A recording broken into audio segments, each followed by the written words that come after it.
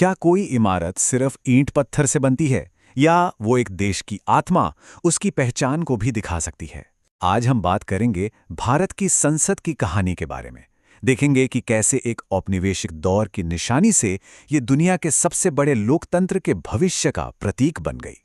देखिए, ये सिर्फ कंक्रीट और स्टील का एक नया स्ट्रक्चर नहीं है। नहीं, ये 1.4 अरब भारतीयों की मिली-जुली आवाज के लिए एक नया मंच है। एक ऐसे भारत का सिंबल जो अपनी बढ़ती आबादी और बड़ी होती महत्वाकांक्षाओं दोनों को अपना रहा है। तो इस पूरी कहानी को हम समझेंगे कैसे? चलिए शुरू करते हैं इसकी जड़ों से, मतलब औपनिवेशिक विरासत से। फिर नए मॉडर्न सिंबल को देखेंगे, पुराने और नए की तुलना करेंगे और आखिर में ये भी समझेंगे कि ये सब एक बड़े नेशनल बदलाव की कहानी में कहाँ फिट होता है। तो चलिए सफर शुरू करते हैं उस आइकॉनिक बिल्डिंग से जिसने लगभग एक सदी तक भारत की सेवा की। एक ऐसी इमारत जिसने एक राष्ट्र को जन्म लेते हुए देखा। सोचिए, 1927 में जब इसका उद्घाटन हुआ, तब से लेकर 2023 में जब इसका नाम संविधान सदन रखा गया, इस इमारत ने सचमुच इतिहास बनते देखा है। इसने आज़ादी की खुशी देखी, संविधान को बनते हुए देखा और भारतीय लोकतंत्र की हर एक चुनौती और हर एक जीत को महसूस किया है। अच्छा, इस बिल्डिंग की सबसे बड़ी पहचान क्या थी? इसका गोलाकार डिज़ाइन, है ना? और दिलचस्प बात यह है कि माना जाता है कि इसकी प्रेरणा मध्य प्रदेश के प्राचीन 64 योगिनी मंदिर से ली गई थी। मतलब बनाया तो इसे ब्रिटिश आर्किटेक्ट्स ने था, पर इसमें एक अनोखा भारतीय टच हमेशा से था। तो चलिए अतीत से अब आते हैं भविष्य की तरफ। देखते हैं कि एक नए मॉडर्न इंडिया के लिए एक नए संसद भवन का जो विजन था वो हकीकत में कैसे बदला। अब इस प्रोजेक्ट का स्केल कितना बड़ा था, इसे समझने के लिए सबसे पहले लागत पर नजर डालते हैं। लगभग 791 करोड़ रुपए। ये नंबर अपने आप में बताता है कि ये कितना बड़ा और कितना जरूरी कंस्ट्रक्शन था। इस शानदार इमारत को हकीकत में बदलने के पीछे कई बड़े नाम हैं। ये सेंट्रल विस्टा रीडेवलपमेंट प्रोजेक्ट का एक हिस्सा है, जिसका डिजाइन आर्किटेक्ट बिमल पटेल ने तैयार किया और जिसे बनाया टाटा प्रोजेक्ट्स ने। एक सवाल उठता है, पुरानी बिल्डिंग गोल थी तो नई बिल्डिंग त्रिकोणीय यानी ट्रायंगुलर क्यों? इसके पीछे दो वजह हैं। एक तो प्रैक्टिकल है और दूसरी सिंबॉलिक। ट्रायंगुलर डिजाइन से जगह का ज्यादा से ज्यादा इस्तेमाल होता है, जो बढ़ते लोकतंत्र के लिए बहुत जरूरी है, और साथ ही ये भारत की कई पवित्र ज्यामितियों और कल्चरल ट्रेडिशन से भी जुड़ा है। चलिए अब इन दोनों इमारतों को आमने सामने रखकर देखते हैं। ये कंपैरिजन हमें बताएगा कि असल में क्या क्या बदला है और उससे भी ज्यादा जरूरी कि ये बदलाव क्यों हुए।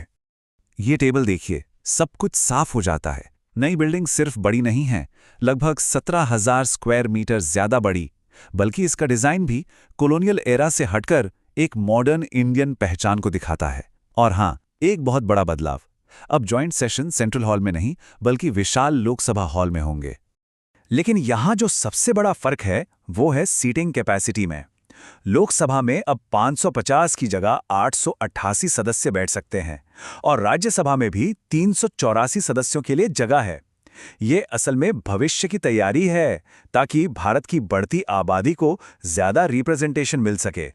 नई लोकसभा के अंदर का माहौल भी बिल्कुल अलग है। इसकी थीम है भारत का राष्ट्रीय पक्षी मोर।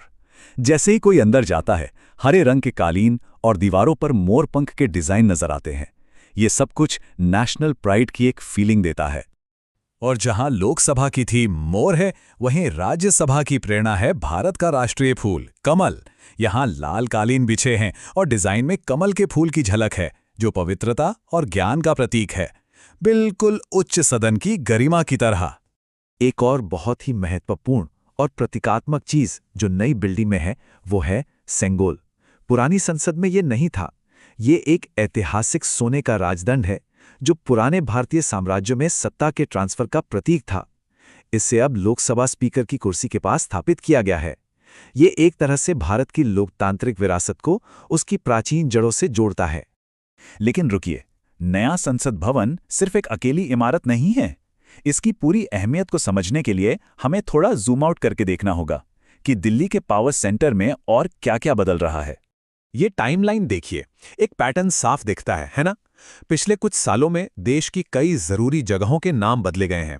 रेस कोर्स रोड लोक कल्याण मार्ग हो गया, राजपथ का नाम कर्तव्य पथ हुआ और मुगल गार्डन्स का नाम अमृत उद्यान रखा गया।